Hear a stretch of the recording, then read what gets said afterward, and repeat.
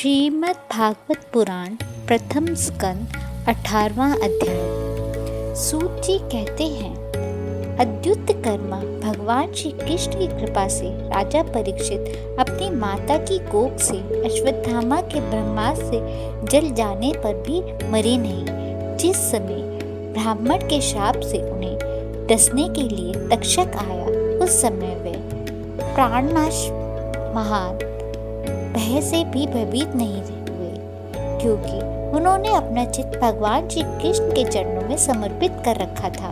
उन्होंने सबकी आकृति छोड़ दी, गंगा तट पर जाकर श्री सुखदेव जी से उपदेश ग्रहण किया और इस प्रकार भगवान के स्वरूपों को जानकर अपने शरीर को त्याग दिया। जो लोग भगवान श्री कृष्ण की लीला कथा कहते रहते हैं, उसका कथामृत पान करते रहते हैं और इन दोनों की ही साधनाओं के द्वारा उनके चरण कमलों का स्मरण करते रहते हैं, उन्हें अनंत काल में ही मोह नहीं होता।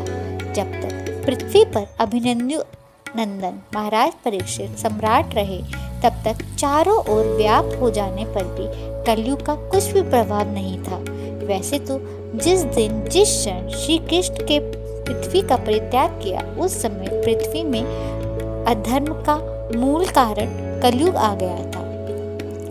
ब्रह्म के समान सारग्रामी सम्राट परीक्षित कलयुग से कोई द्वेष नहीं रहते थे, क्योंकि उनमें ये एक बहुत बड़ा गुण था कि पुण्य कर्म तो संकल्प मात्र से ही फलीभूत हो जाते हैं, परंतु पाप का फल शरीर के करने पर ही मिलता है, संकल्प मात्र से नहीं। ये भेड़िए के समान बालकों के प्रति शूरवीर और धीरवीर पुरुषों के लिए बड़ा भीरू है। ये प्रमादी मनुष्यों को अपने वश में करने के लिए ही सदा सावधान रहता है। शौनकादि ऋषियों, आप लोगों को मैंने भगवान की कथा से युक्त राजा परीक्षित का पवित्र चरित्र सुनाया। आप लोगों ने यही पूछा था, भगवान श्री कृष्ण कीर्तन करने योग्य बहुत सी लीला करते हैं, इसलिए उनके गुण और लीलाओं से संबंध रखने वाली जितनी भी कथाएं हैं, कल्याणमयी पुरुषों को उन सबका सेवन करना चाहिए। ऋषियों ने कहा, सौभाग्यवश सूत जी, आप युग युग जिए, क्योंकि मृत्यु के प्रभाव से पड़े हुए हम लोगों को आप भगवान श्री कृष्ण की आत्मयी उज्जवल कीर्ति का श्रवण कराते हैं। यज्ञ करते करते आपके उसके धुएं से हम लोग शरीर धूमिल हो गया है, फिर भी इस कर्म का कोई विश्वास नहीं। इधर आप तो वर्तमान में ही भगवान श्री कृष्णचंद्र के चरण कमलों का मादक और मधु पीकर हमें तृप्त कर रहे हैं। भगवान प्रेमी भक्तों के लाभ मात्र के सत्संग के स्वर्ग एवं मोक्ष की भी तुलना नहीं की जा सकती। फिर मनुष्य को तुच्छ भोगों की तो बात ही क्या है। ऐसा कौन रसमर्मक होगा जो महापुरुषों के एकमात्र जीवन सर्वस्व श्री कृष्ण लीला कथाओं से तृप्त हो जाए। समस्त प्राकृत गुणों से अतीत भगवान के अचिन्त्य अनंत कल्याण में गुणों का पार तो ब्रह्म शंकर आदि बड़े बड़े योगेश्वर भी नहीं पा सके।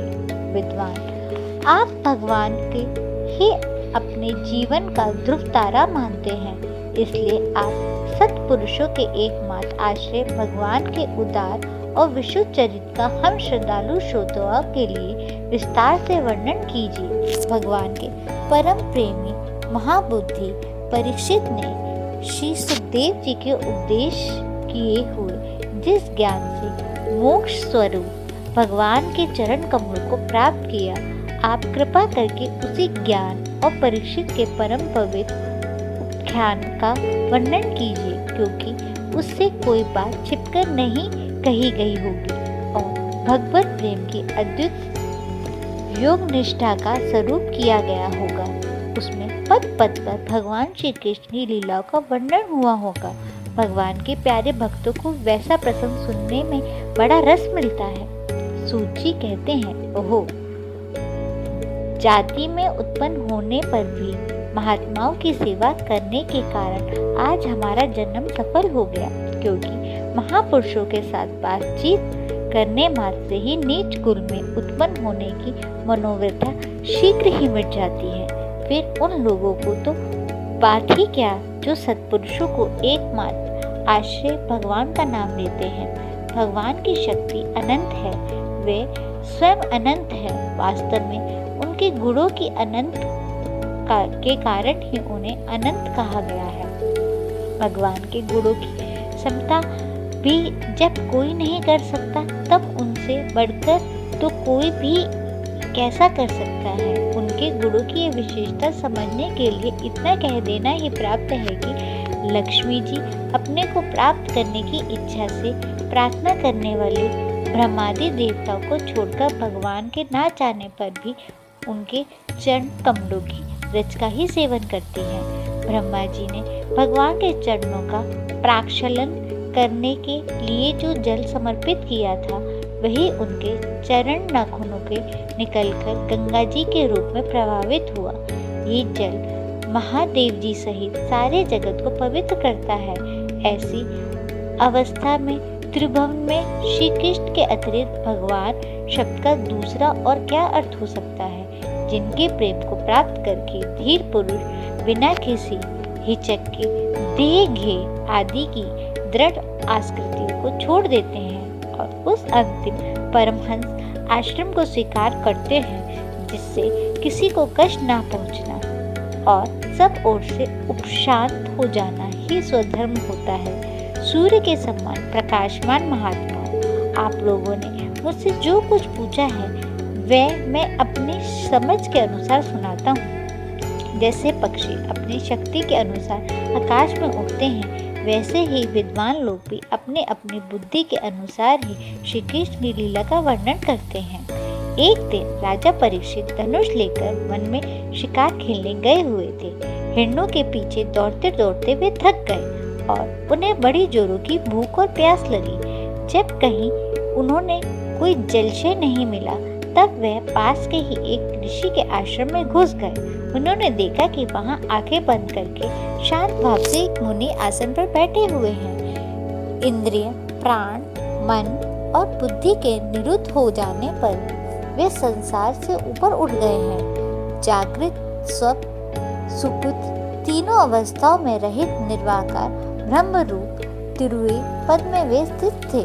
उनका शरीर बिखरी हुई जटाओं से और कृष्ण मृग चर्म से ढका हुआ था। राजा परीक्षित ने ऐसी ही अवस्था में उनसे जल मांगा, क्योंकि प्यास से उनका गला सूख रहा था। जब राजा को वहां बैठने के लिए तिनके का आसन भी न मिला, किसी ने उन्हें भूमि पर भी बैठने को ना कहा। अथर्व और आदर भरी मीठी बातों तो कहाँ से मिलती। तब अपने को अपमानित मानकर वे क्रोध के वश हो गए। शौनक जी, वे भूख प्यास से झटपटा रहे थे, इसलिए एकाएक उन्हें ब्राह्मण के प्रति ईर्ष्या और क्रोध हो गया। अब उनके जीवन में एक प्रकार का ये पहला ही अवसर था। वहां से लौटते समय उन्होंने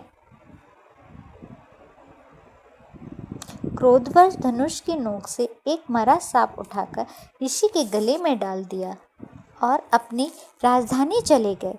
उनके मन में ये बात आई कि उन्होंने जो अपने नेत्र बंद कर रखे हैं, सो क्या वास्तव में इन्होंने अपनी सारी इंद्रियों का निरोध कर लिया है, अथवा इन राजाओं से हमारा क्या प्रयोजन है। यूँ सोचकर उन्होंने झूठ झूठ समाधि का ढोंग रच रखा है। उन शमीक मुनि का पुत्र बड़ा तेजस्वी था। वे दूसरे ऋषि कुमारों के साथ पास ही खेल रहा था। जब उस बालक ने सुना कि राजा ने मेरे पिता के साथ दुर्व्यवहार किया है, तो वे इस प्रकार कहने लगा, ये नरपति कहलाने वाले लोग उच्चिष्ट भोगी कौवे के समान सण होकर कितना अन्याय कर लगे हैं।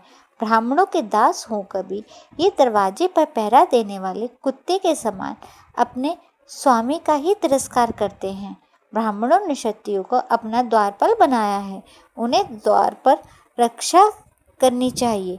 घर में घुसकर स्वामी के बर्तनों में खाने का उसे अधिकार नहीं है। अतः उन मार्गों की शासन भगवान श्री कृष्ण के परमधाम पधार जाने पर इन मर्यादा तोड़ने वालों को आज मैं दंड देता हूँ। मेरा तपोबल देखो। अपने साथी बालकों से इस प्रकार कहकर क्रोध से लाल लाल आंखों वाले उस ऋषि मुनि के कौशिकी नदी के जल से आचमन करके अपनी वाणी रूपी व्रज का प्रयोग किया। कुलानंग परीक्षित, मेरे पिता का अपमान करके मर्यादा का उल्लंघन किया है, इसलिए मेरी प्रेरणा से आज से 7वें दिन उसे तक्षक सांप डस लेगा।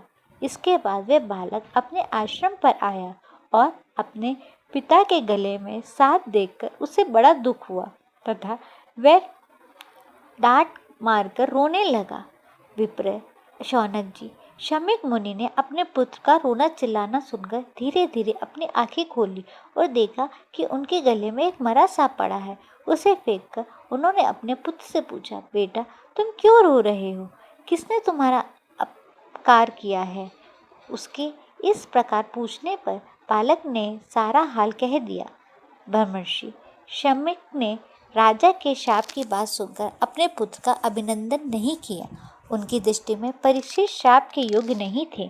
उन्होंने कहा, ओ मूर्ख बालक, तूने बड़ा पाप किया। खेद है कि उनकी थोड़ी सी गलती से के लिए तूने उनको इतना बड़ा दंड दे दिया। तेरी बुद्धि अभी कच्ची है। तुझे भगवत स्वरूप राजा को साधारण मनुष्य के समान नहीं समझना चाहिए, क्योंकि राजा के दुस्सह तेज से सुरक्षित और निर्भय रहकर ही प्रजा अपना कल्याण करती है। जिस समय राजा का रूप धारण करके भगवान पृथ्वी पर नहीं दिखाई देंगे, उस समय चोर बढ़ जाएंगे और आरक्षित भेड़ियों के समान एक क्षण में ही लोगों का नाश हो जाएगा। राजा के नष्ट हो जाने पर धन आदि चुराने वाले चोर जो पाप करेंगे, उसके साथ हमारा कोई संबंध न होने पर भी वह हम पर भी लागू होगा, क्योंकि राजा के न रहने पर लुटेरे बढ़ जाएंगे और वे आपस में मारपीट गाली गलौज करते हैं। साथ ही पशु, स्त्री और धन संपत्ति को भी लूट लेते हैं। उस समय मनुष्य का वर्णाश्रमाचरित वैदिक आर्य धर्म लुप्त हो जाता है। अर्थ, लोभ और काम वासना के विवश होकर लोग कुत्ते और बंदरों के समान वर्ण संकर हो जाते हैं। सम्राट परीक्षित तो बड़े ही यशस्वी और धर्मधुरंध है। उन्होंने बहुत से अश्वमेध यज्ञ किए हैं और वे भगवान के परम प्यारे भक्त हैं। वे ही राशि भूख प्यास से व्याकुल होकर हमारे आश्रम पर आए थे। वे श्राप के योग कदापि नहीं हैं। इस नासमझ बालक ने हमारे निष्पाप सेवक राजा का अपराध किया है। सर्वात्मा भगवान कृपा करके इसे क्षमा करे। भगवान के भक्तों में भी बदला लेने की शक्ति होती है, परंतु वे दूसरों के द्वारा किए हुए अपमान, धोखेबाजी, गाली गलौज, अपेक्षा और मारपीट का कोई बदला नहीं लेते। महामुनि शमीक के पुत्र का अपराध पर बड़ा प्रायश्चित हुआ। राजा परीक्षित जो उनका अपमान किया था, उस पर तो उन्होंने ध्यान ही नहीं दिया। महात्माओं का स्वभाव ही ऐसा होता है कि जगत में जब दूसरे लोग उन्हें सुख दुख की द्वंद्व में डाल देते हैं, तब भी वे प्राय हर्षित या व्यथित नहीं होते, क्योंकि आत्मा का स्वरूप तो गुणों से सर्वथा परे है। इसी के साथ 18वां अध्याय समाप्त हुआ।